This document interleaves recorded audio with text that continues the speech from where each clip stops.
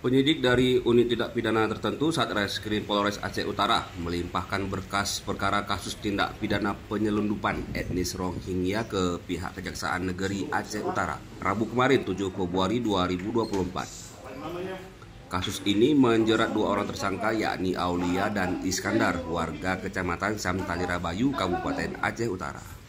Nggak dikenal, nyuruh, kau pun juga nggak kenal dia kenal. Sebelumnya terungkapnya kasus ini berawal saat pelaksanaan razia rutin yang dilakukan Polres Aceh Utara pada 8 Desember 2023 lalu. Dalam razia, petugas mengamankan Abu Bakar Siddiq, remaja etnis Rohingya yang kabur dari kamp penampungan di Lok Semawe. Orang apa? Rohingya dan berapa orang?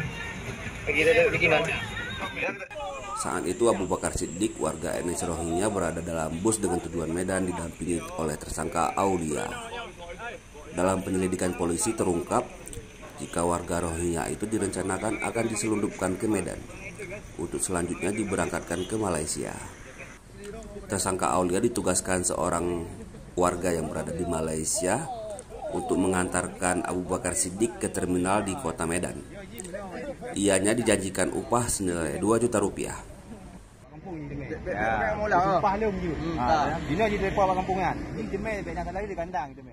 Kasus ini pula menyeret tersangka lain yakni Iskandar yang berperan menjemput remaja etnis Rohingya begitu kabur dari kamp penampungan. Setelah menjalani pemeriksaan, korban remaja etnis Rohingya dikembalikan petugas ke kamp pengungsian di bekas kantor imigrasi Lok Semawe. Dalam kasus ini penyidik menjerat tersangka dengan pasal 120 ayat 1 Undang-Undang RI nomor 6 tahun 2011 tentang keimigrasian dengan ancaman pidana penjara paling singkat 5 tahun dan paling lama 15 tahun serta pidana denda paling sedikit 500 juta dan paling banyak 1.500.000.000 rupiah.